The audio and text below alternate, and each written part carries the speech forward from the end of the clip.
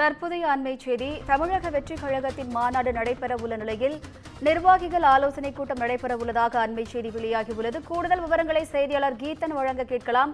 வணக்கம் கீதன், கூடுதல் விவரம் என்ன பதிவு பண்ணுங்க. வணக்கம்.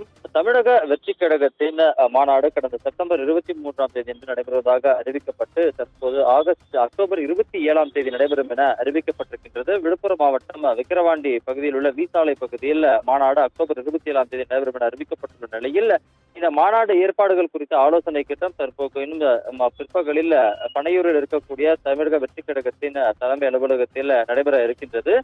இந்த கூட்டத்திற்கு பொதுச் செயலாளர் புசியானந்த் தலைமை தாங்குகிறார். தமிழகத்தின் பல்வேறு மாவட்டங்களிலிருந்து, குறிப்பாக மதுரை, புதுக்கோட்டை, ராமநாதபுரம், திருச்சி, சேலம் உள்ளிட்ட மாவட்டங்களிலிருந்து நிர்வாகிகள் பங்கேற்க இருக்கின்றனர். அதற்காக தற்போது அவர்கள் தலைமை அலுவலகத்திற்கு வந்த வண்ணம் இருக்கின்றனர்.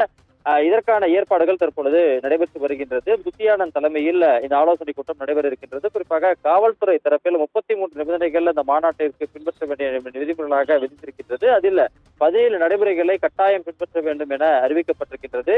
எனவே தற்பொழுது காவல்துறை விதித்துள்ள நிபந்தனைகள் குறித்தும் அதை எவ்வாறு மாநாட்டு நடைபெறக்கூடிய இடத்தில் செயல்படுத்துவது குறித்தும் இந்த ஆலோசனை கூட்டத்தில் விவாதிக்கப்பட இருக்கின்றது. மாநாடு தொடர்பான பல்வேறு ஆலோசனைகளையும் இந்த கூட்டத்தில் மாவட்ட நிர்வாகிகளுக்கு புசியானந்த் வழங்க இருக்கின்றார்.